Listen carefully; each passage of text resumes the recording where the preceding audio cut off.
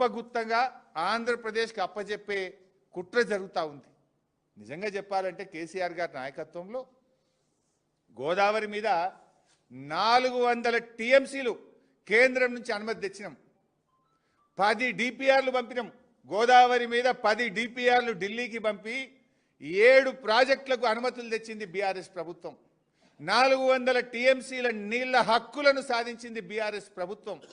అరే నువ్వు 2 ఏళ్ళు అయింది, ఒక్క డిపిఆర్ పంపింది లేదు, ఒక్క అనుమతి తెచ్చింది లేదు. మేము 10 పంపి 7 తెచ్చినాం. ఇంకో 1-2 ప్రాజెక్టులు వార్దా కానీ కాళేశ్వరం సెకండ్ టీఎంసీ కానీ అవి సగం అనుమతులు వస్తే మిగతా అనుమతులు తేవాల్సిన తెలంగాణ ప్రభుత్వం డిపిఆర్లు వాపసు తెచ్చుకున్నది. అబ్బా ఏం గొప్ప రేవంత్ రెడ్డి, నువ్వు ఒక్క చుక్క నీళ్లు అనుమతి తెచ్చింది లేదు, ఒక్క డిపిఆర్ కొత్తగా పంపింది లేదు. బీఆర్ఎస్ పంపిన డిపిఆర్ వాపసు వచ్చింది రేవంత్ రెడ్డి పాలనలో. 10 డిపిఆర్లు పంపి 7 డిపిఆర్లకు 7 ప్రాజెక్టులకు మేము అనుమతులు తెచ్చినాం. ఇంకా 3 డిపిఆర్లు గోదావరి మీద అక్కడ పరిశీలనలో ఉండే, వార్ధా కావచ్చు, 3rd టీఎంసీ ఆఫ్ కాళేశ్వరం కావచ్చు, అవి వాపసు తెచ్చినావు నీ 2 నెలల్లో. అంటే అవి వాపసు తెచ్చుకుంటావు, నల్లమల్ల సార్కు జెండా ఊపుతావా? ఇంత నీళ్లు గోదావరి నీళ్లు దారదత్తం చేస్తావా? మేం చూస్తూ ఊరుకోం. బీఆర్ఎస్కు తెలంగాణ ముఖ్యం, తెలంగాణ ప్రయోజనాలు ముఖ్యం, తెలంగాణ హక్కులు ముఖ్యం, ఈ తెలంగాణ ప్రజల భవిష్యత్తు మాకు ముఖ్యం. నీకు సోయి లేదేమో కానీ మాకు తెలంగాణ సోయి ఉన్నది. తెలంగాణకు అన్యాయం జరుగుతుంటే గర్జిస్తాం, ప్రశ్నిస్తాం.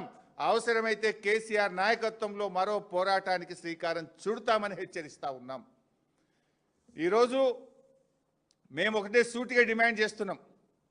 ఇవాళ నువ్వు చంద్రబాబుతో దోస్తీ కట్టి తెలంగాణకు తీరని అన్యాయం చేసేందుకు సిద్ధమైతే రేవంత్ రెడ్డి మేం చూస్తూ ఊరుకోము.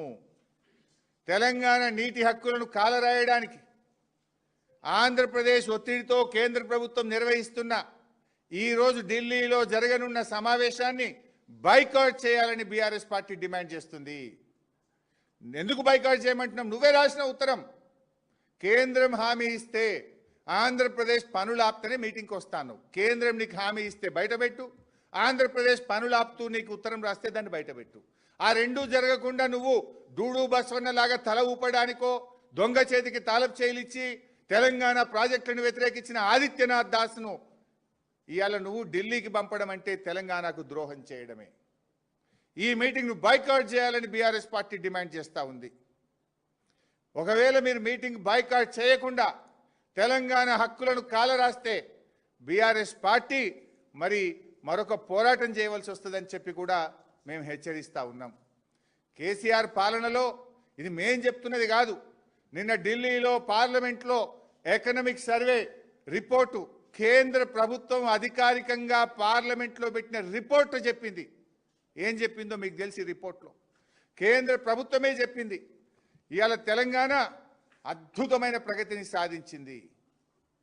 2,20,00,000 ఎకరాల మాగానిగా తెలంగాణను 9 ఏళ్ల బీఆర్ఎస్ పాలనలో జరిగిందని చెప్పి ఈ రిపోర్ట్ చాలా స్పష్టంగా చెప్పింది. కాళేశ్వరం వల్ల, మిషన్ కాకతీయ వల్ల ఇవాళ అద్భుతమైనటువంటి ఆయకట్టు వచ్చిందనేటువంటి విషయాన్ని ఈరోజు ఈ రిపోర్ట్లో చెప్పిండ్రు. కాళేశ్వరం ప్రాజెక్టు ద్వారా 17,08,230 ఎకరాల స్థిరీకరణ జరిగింది.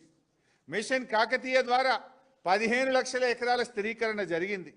రెండు కలుపుకుంటే ఇవాళ దాదాపు 17, 32 లక్షల ఎకరాల ఆయకట్టును బీఆర్ఎస్ సాధించింది కదా. అందువల్లనే పంటల ఉత్పత్తి పెరిగింది, సాగు విస్తీర్ణం పెరిగింది.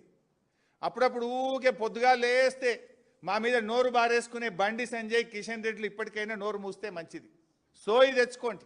ఇది మేం చెప్పలే, మీ కేంద్ర ప్రభుత్వం, మీ బీజేపీ ప్రభుత్వం కేసీఆర్ పాలన ఎంత అద్భుతంగా జరిగిందో, ఎంత గొప్ప ఆయకట్టు సాధించిందో, తెలంగాణ ప్రగతి పథంలో ఎట్లా ప్రేరించిందో మీ కేంద్ర ప్రభుత్వం ఇచ్చిన రిపోర్ట్ ఇది.